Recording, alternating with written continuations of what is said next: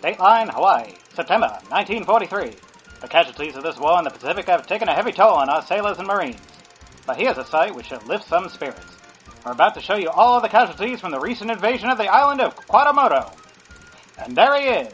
This is Petty Officer David Rochester, who suffered a broken arm. As you can see, he's in good spirits and is on his way to a full recovery. And this sole casualty of the invasion wasn't even received in combat. A tool broke in Rochester's hand while he was doing some maintenance on the ship's engine. The island of Quatamoto was heavily fortified by Japanese forces, and our brave soldiers thought that they were in for a bloody, hard-fought battle. But shortly before the Allied forces arrived, there was an uprising, believed to be instigated by the natives of the island. With many of their fortifications demolished, and seeing the combined forces of the U.S. and Australian fleets headed their way, the Japanese abandoned the island, and the invasion was successful without firing a shot. It's a stroke of good luck and an important step on the road to victory in the Pacific. That was where it started. I had to write a paper for my history class, so I started watching some of the old newsreels from World War II. It was the first time I'd ever heard of Quatamoto, and it sounded like the beginnings of a paper on a subject which hadn't been beaten into the ground. The thing was, I was kind of stuck. There's not a lot of information about Quatamoto anywhere. The best I could find was a few extremely general articles online, most of which talked about World War II for all of one sentence. So, I expanded my search. Quatamoto Office of Tourism. Gail speaking. Hi, I'm not sure if you can help me. I'm an American University student, and I was hoping to do a paper on Quatamoto. I was looking for a historical society or something like that, but, well, your website was the only one I could find in English. That's probably because we are the only website in English on the island. We arrange the occasional visit for tourists looking for an out-of-the-way destination. I'm guessing that's not you. Sorry, no. College student budget. It's actually a good thing. Right now I'd be telling you it's the wrong season to come visit us anyway. Now, we don't actually have a historical society that I know of, but let me know what you're working on, and I'll see if I can help. Well, I wanted to find out some more about the Japanese occupation during World War II, specifically about how the Japanese fortifications were demolished before the Allied fleet arrived. Now, see, it just so happens I can help with that one. What time is it where you are? About 5 minutes past midnight? So college sleep schedules are still about the same as they were back in my day then. I guess so. Well, good news for you, because I'm going to need you to call back in about 3 hours. Sure, but why? Because that's about how long before Dad gets back from fishing.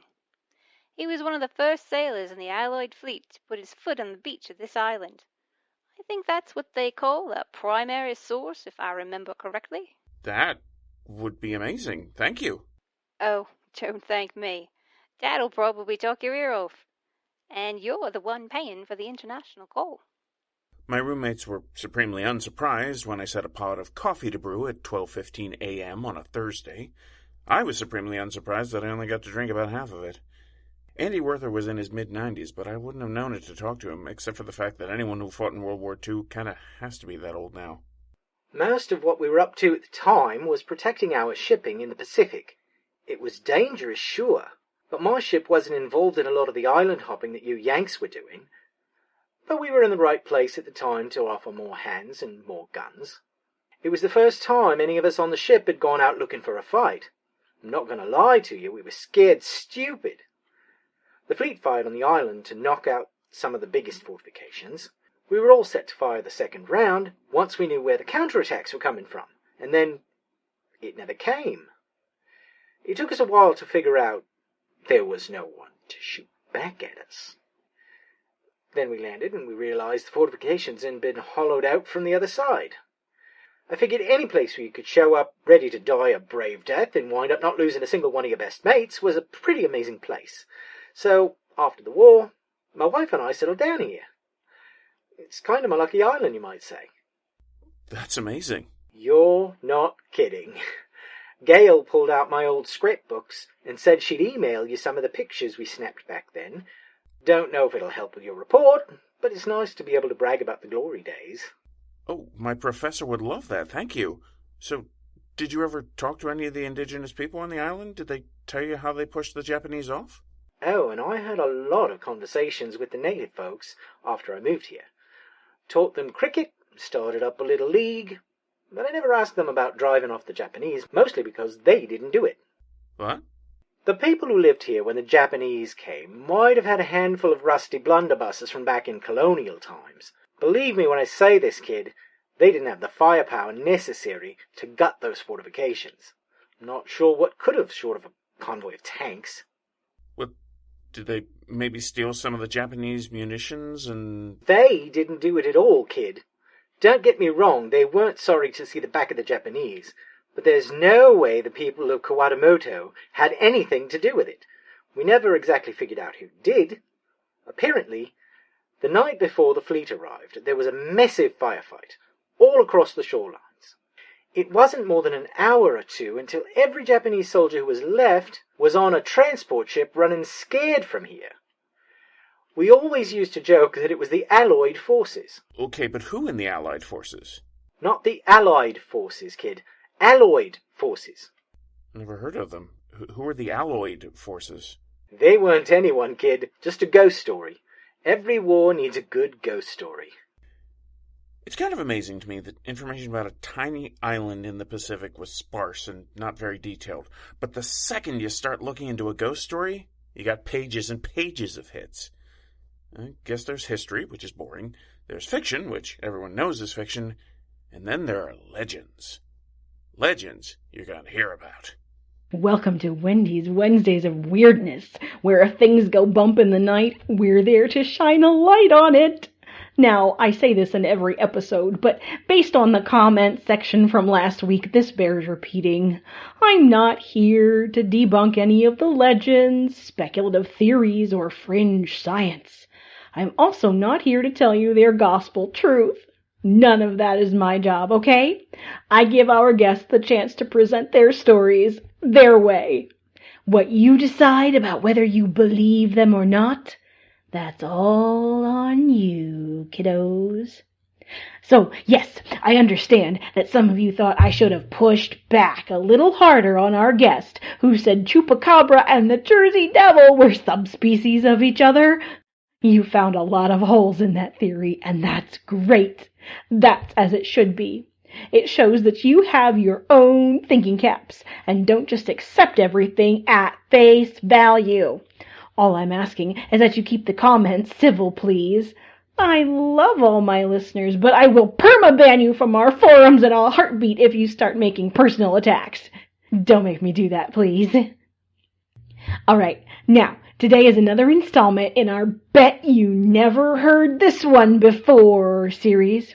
We're heading back in time to World War II for this one, kiddos. Joining us via internet phone is my guest, Samantha Bautista. Hi. Thanks for having me on. Of course. Now, you've got a tale of weirdness from the Pacific Theater for us, yes? I don't know if I'd call it that, Wendy, but it was certainly not what I was expecting. My grandfather imported tea before the war, and because of that, he actually spoke Japanese. So he was a natural fit when it came to overseeing Japanese POWs. Grandma let me read through his letters. And in 1943, there were 3 or 4 of them that made reference to the metal men. It's not a perfect translation of what they actually called them, but a group of prisoners who had all been captured at the same time all spoke about the same thing. Metal war machines which walked like men. The descriptions varied, which honestly isn't so surprising given battlefield chaos, but they were relatively similar. 6.5 to 8 feet tall and wide like a tree trunk. They were covered with black and dark gray paint with no markings and some kind of repeating firearms on the forearm. Grandfather and everyone else, even the other prisoners, thought this was just tall tales. The people who monitored their letters going home didn't even redact the stories. They were so unbelievable. Then another group of prisoners came in, just 3 or 4, and they had a lot of the same stories. Grandfather talked to a midshipman on the transport that brought them in, and learned it was a rumor among the American soldiers, too. They called them the Allied forces. Wow, that's a terrible pun. But you believe that this was more than just some shell-shocked prisoners and a rumor among the sailors? I honestly didn't at first, but I realized I was looking at this the wrong way. From an American point of view, these were just rumors. that the Alloyd forces never attacked the Allies. So I went looking for reports on the Japanese side of things. What did you find? Well, it turns out I found my fiancé. I was doing some research in the college library, and I ended up dating a man who was learning Japanese for his degree. Aw, congratulations. Thank you. Anyway, with the Alloyd forces. Well, if this were really just a legend, you'd expect it to keep popping up everywhere. But everything that we found was really centered on particular dates. They appeared first on June 16th, where they destroyed a supply camp off the coast of China. Then on August 1st, they hit a naval repair center in the Indian Ocean and kept at least 3 destroyers out of action until the end of the war. Their biggest mission seems to have been driving the Japanese off the island of Kuwatamoto on September 3rd. And after September 3rd?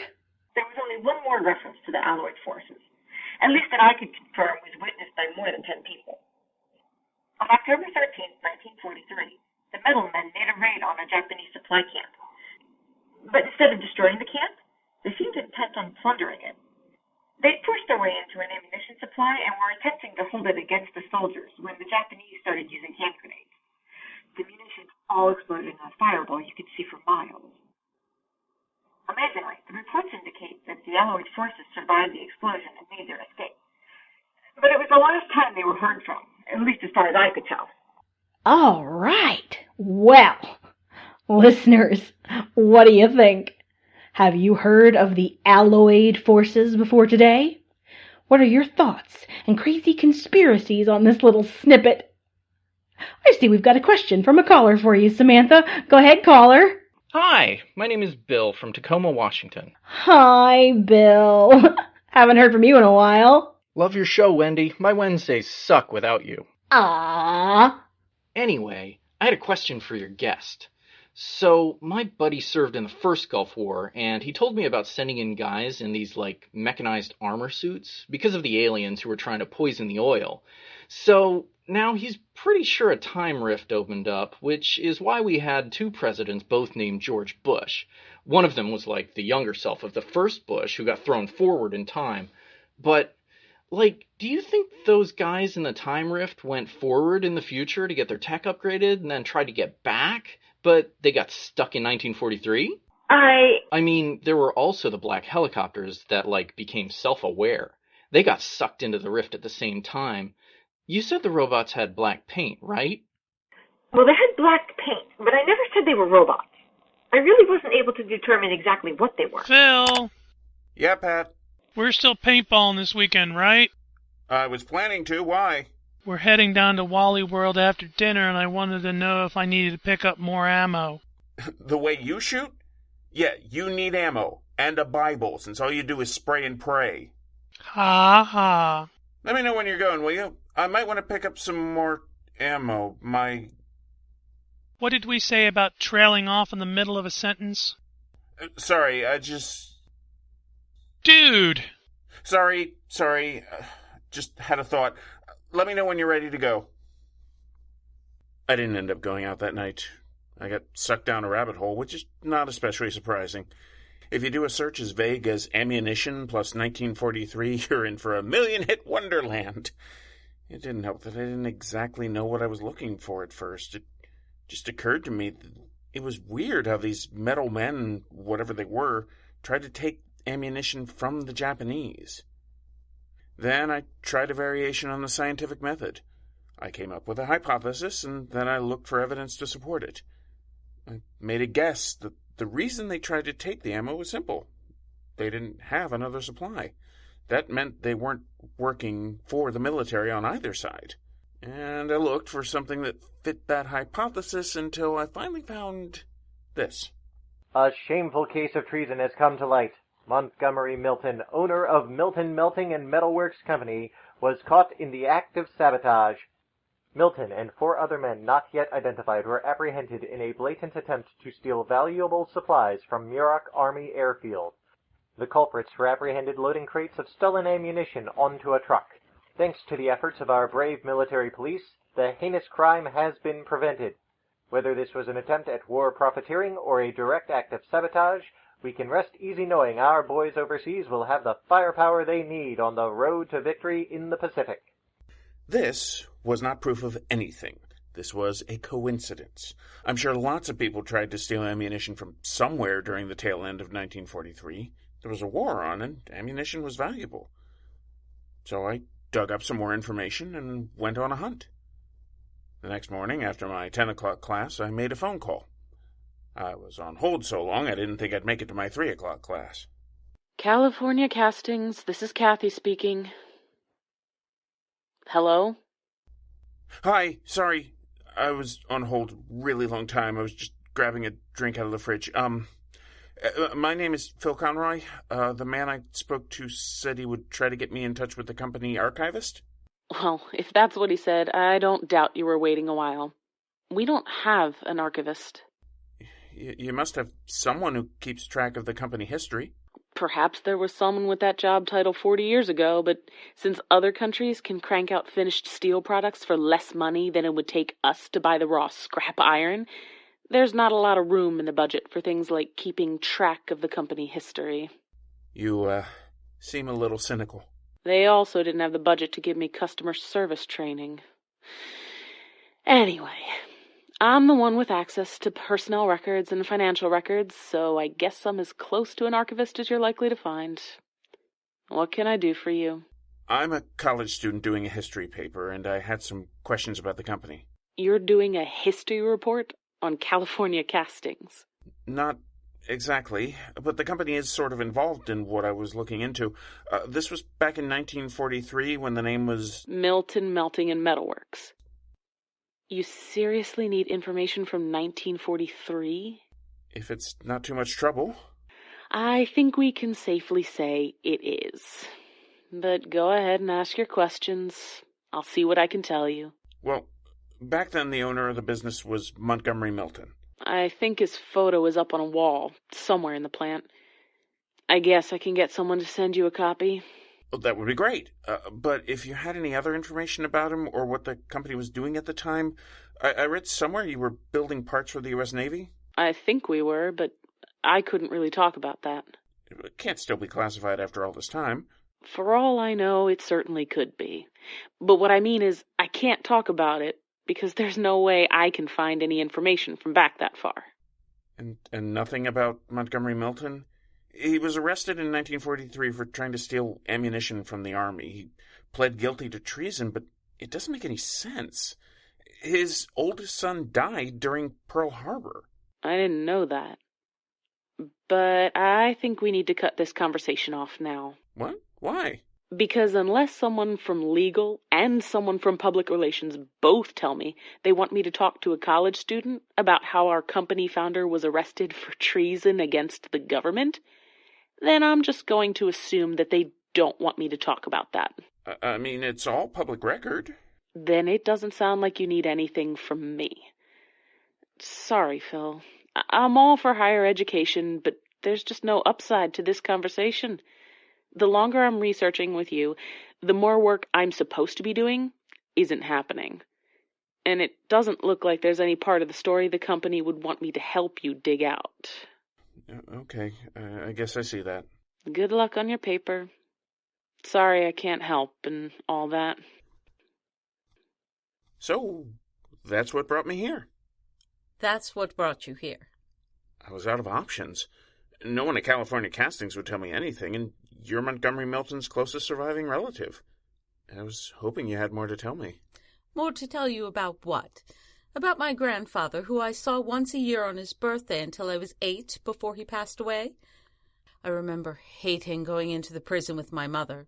Not because it was scary, but because she hated it so much. We always went out for a fancy dinner afterwards. That must have been nice.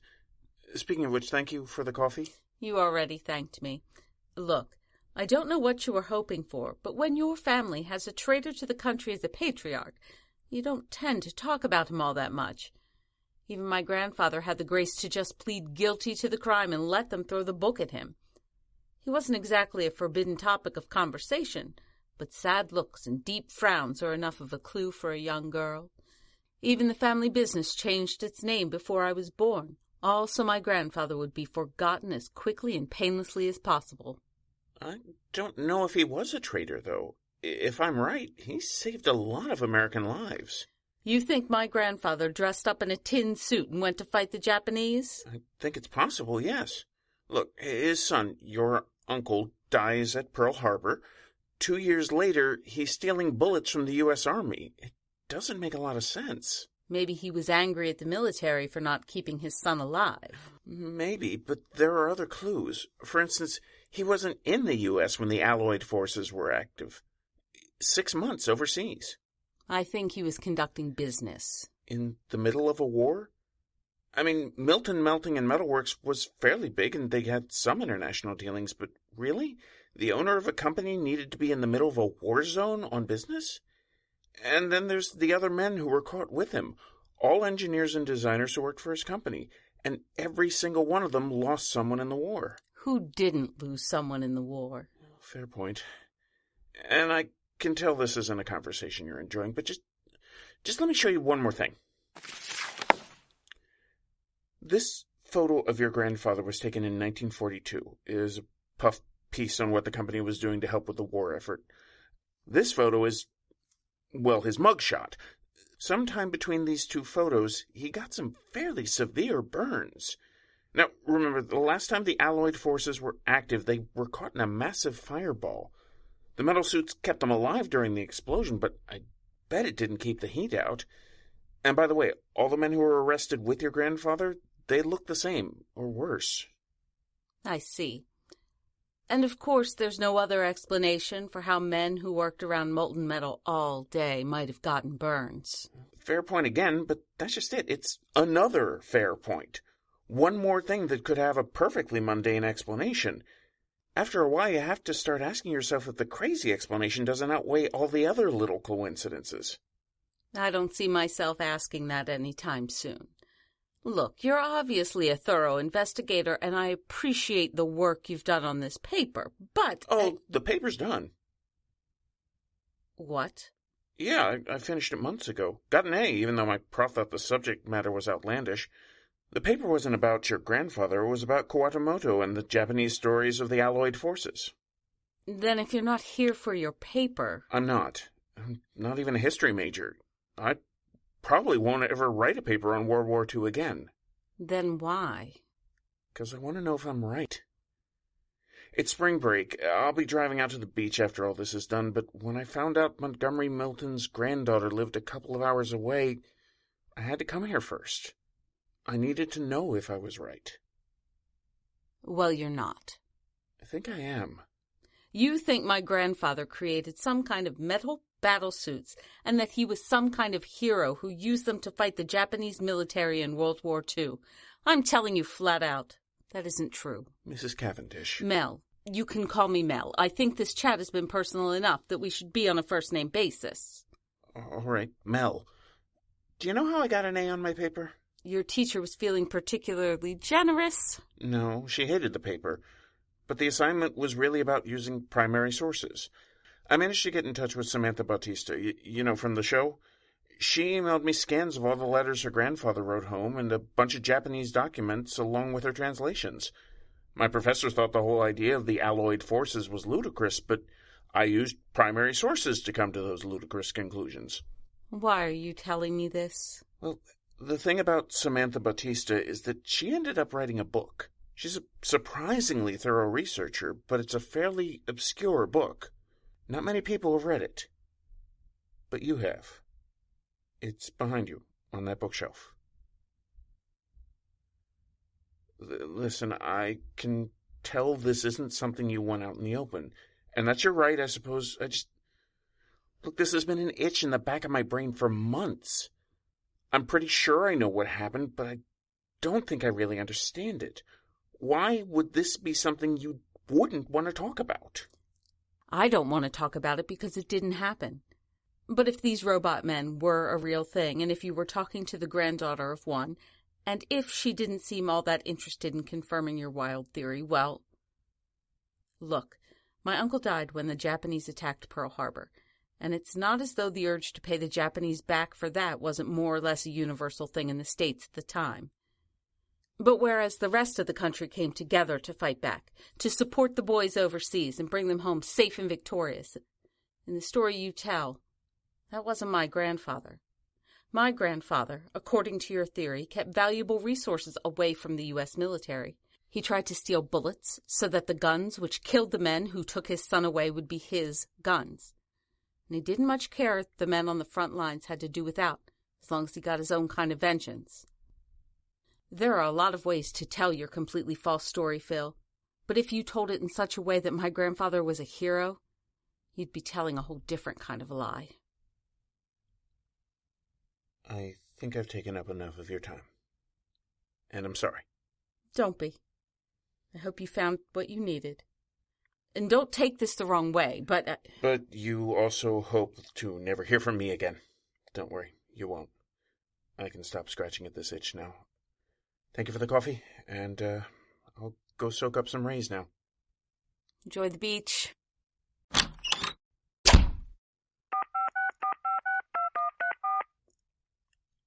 Hi, Robert. It's Melanie Cavendish. I'm calling about my grandfather's estate.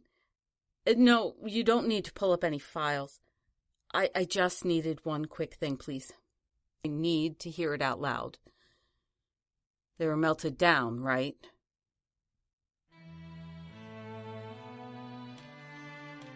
You have been listening to Alloys and Axis, written and directed by Dan Wenzel, produced by Seat of Our Pants Players. The newsreel was Adam Gastonguay. Phil was Dan Wenzel. Gail was Liz Music. Andy was Rick Tennant. Wendy was Brianna Kuby. Samantha was Andy Gastonguay. Bill was Aaron Manka-White. Pat was Michael Krellin. The radio announcer was Andrew Dell. Kathy was Rebecca Scheimer. And Mel was Jill Wenzel. Music and sound effects by www.freesfx.co.uk. Thanks for listening, everybody.